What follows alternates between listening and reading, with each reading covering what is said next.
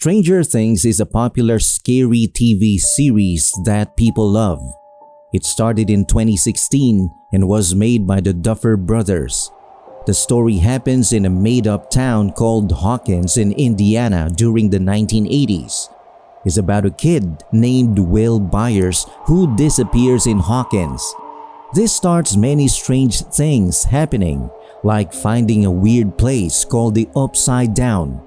There's also secret government stuff going on with a girl named 11 who has special mind powers.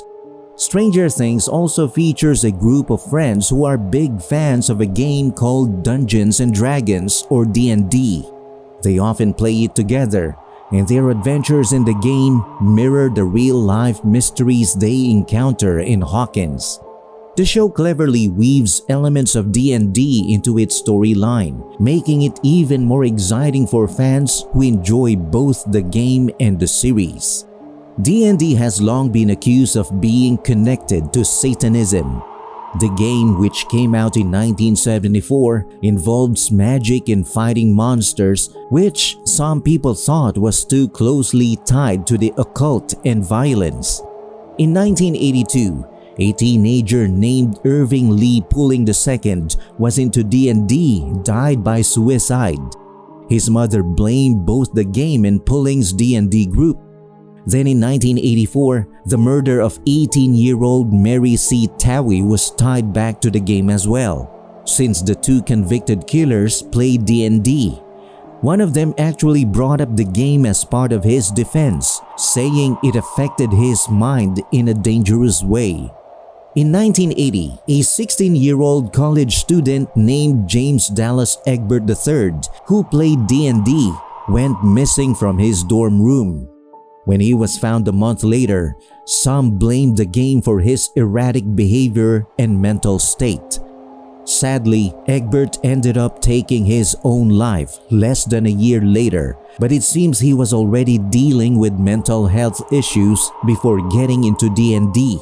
So while the upside down and monster-filled events of Stranger Things are totally fictional, the real-life connections between D&D, heavy metal, and the violence in the 1980s are quite surprising and disturbing.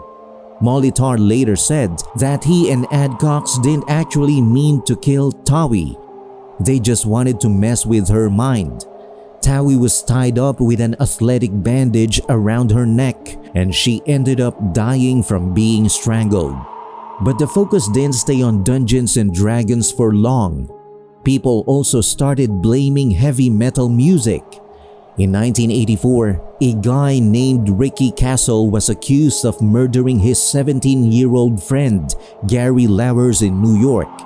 The investigation suggested it was about drugs. Lauwers had supposedly stolen some drugs from Castle at a party, but some people tried to link it to Satanism. Castle killed himself before his trial, but some of his friends said he'd bragged about killing Lauwers. His friends were called a satanic cult called the Knights of the Black Circle, but they denied it and just admitted Castle was into drugs. In a Rolling Stone article about Castle, people knew him or were in similar social circles mentioned a bunch of rock and metal bands like Black Sabbath, Jimi Hendrix, Led Zeppelin, and Billy Idol. Anytime there were big cases with Satanism allegations, any connection to metal music got brought up, especially for murder. People thought the lyrics, both literal and hidden, were turning kids to Satan. A lot of the rock and metal music then was really pushing boundaries, which made some older people really anxious about how society was changing. Before Lauwers died, Castle had been arrested for digging up a grave, which conspiracy theorists tried to say proved he was into satanic rituals. But soon, you didn't even need any links to D&D or metal to accuse someone of Satanism. It seemed like any horrible crime could be tied to the devil, and those accusations were used to try to prove people's guilt. Back in the summer of 1983, a mom in California accused an employee at the McMartin preschool of abusing her son. The police got involved, sending a letter to all the parents describing examples of sexual abuse and telling them to ask their kids about it. They also had therapists interview the preschoolers for hours, asking a lot of leading questions. At first, the kids' claims didn't really point to Satanism, but in 1986, 7 other McMartin employees were charged with over 100 counts of child molestation and conspiracy. They all said they were innocent. Within a week, the charges were dropped against 5 of them because the evidence was considered too weak. The trials went on for years and became a huge public spectacle.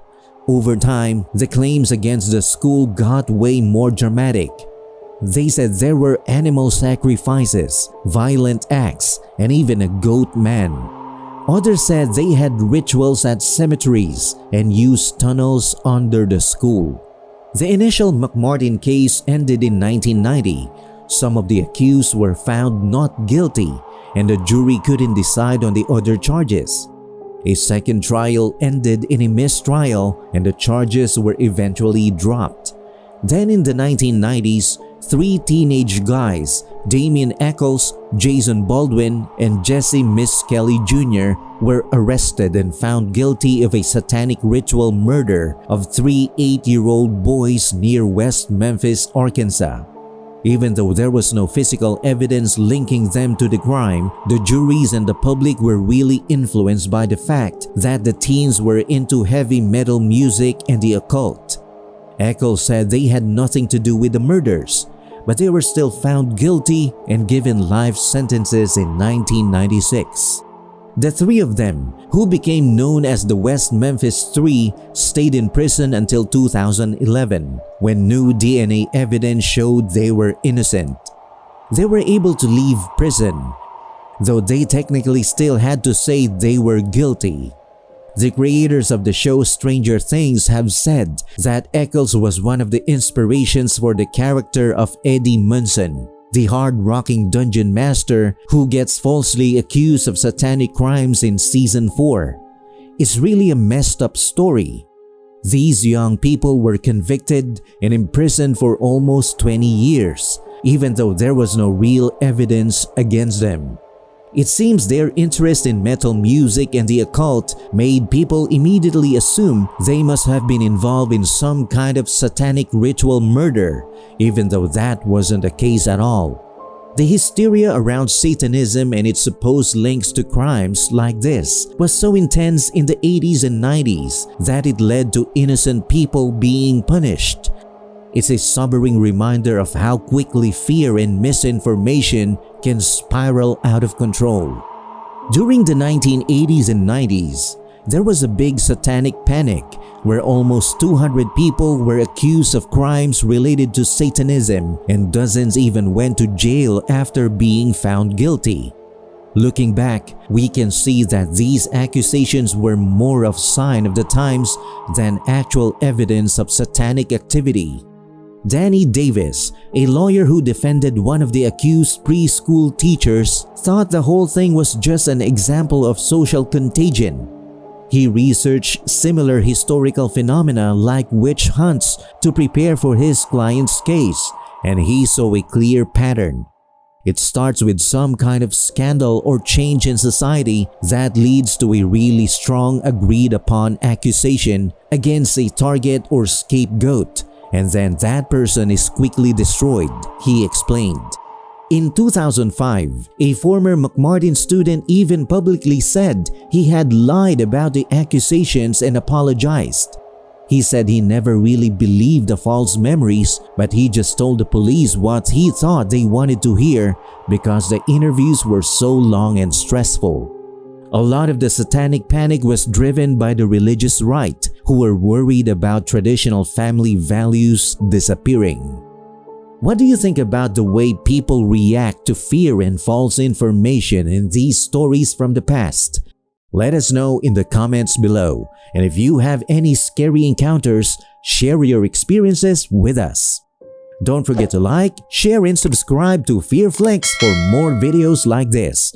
Thanks for watching and see you at the next one.